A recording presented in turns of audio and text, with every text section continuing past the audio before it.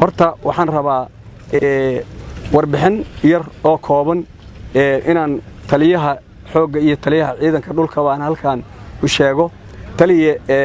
halkan ciidankan muddo 3 bilood ku dhawaada ayay halkan ku jireen xilliga aad ogeedo masaajid cali guduud iyo eriyooyinkaas ayaa arigan yimideen intaas ariga waa la joogay waxa jira ciidankan waxa kamid ahay 13 nin oo baabuur miina la kacday oo qaar ay lugaha ka go'aano waxay kamid ahaayeen raggan meesha fadhiya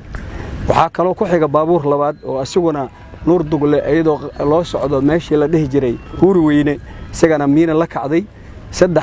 nin oo sarkaal mijirho oo ku jiro ayaa ku dhintay marka halganka muxuu ahaa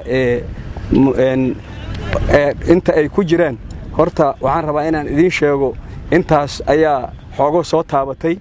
inta hadee waa wixii loo yimid waaye in baabuur miina la kacdo iyo in qof dhinto wax ka weynaa loo socdo intaan oo dhan waxa laga rabaa inay u dhintaan dalka iyo dadka inay u dhintaan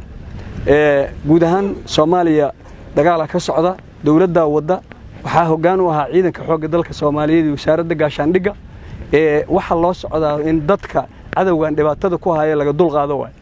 waxay ila tahay nin maantay looga sheekaynayo ma jiro intaan anaga horeyaan u wada hadalnay taliye nin kasta oo kamid wuxuu diyaar u yahay inta hadda gobolada aan ku socono maahane dhulka Soomaaliya taaka kamida inta nin cadow hujoogo inay u dhintaan marka taasna waa warbixinta marka aan soo koobo waxaan rabnaa taliye hadii Ilaahay yiraahdo nimankaasi waa dhinteen waa kala tageen hadda dhowr qaybood u kala baxantay sida hadda taliyaha ciidanka dhulku oo sheegay warbixintaas waa la wada ogyahay waa sax qaar waxay rabaan inay hadda qabiil inta isu urursadaan ay cid walba ciday isleeyihiin jufadaada halkaas ay joogtaa inay xoogo ay rekomendasyon hadda u diraan ay yiraahdeen waa soo soconaahe akhyaar fiican ay rag u ahaayeen dhaha oo naga warbixiya marka taliya waxaan codsanaynaa in la dedejiyo howlahan muddo ariga lagu soo jiray wax fiican la qabtay waxaan si buuxda maantay halkan uga mahad celinaynaa Ilaahay weyn ka sokow taliyaha ciidanka xoogga dalka Soomaaliyeed taliyaha ciidanka dhulka iyo guud ahaan wasaaradda gaashaandhigga oo nagala joogo wasiir dawlaha gaashaandhigga runtii waxa dalkan ay ka soo qabteen wax la halmaami kara ma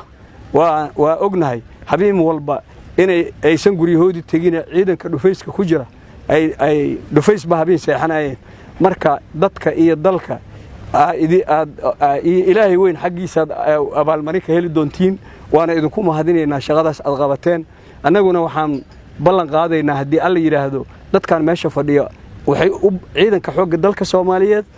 iyo waxay isugu jiraan iyo dadka dib u xoreynta intayna suba waxa weeye waxaan ku xoogaysanahay taliska xoogga dalka Soomaaliyeed marka waxaan hortiina ka ballan qaadaynaa in inta cadawgu ka dhimanayo annagana naftu nagu jirto inaan garabkiina taaganahay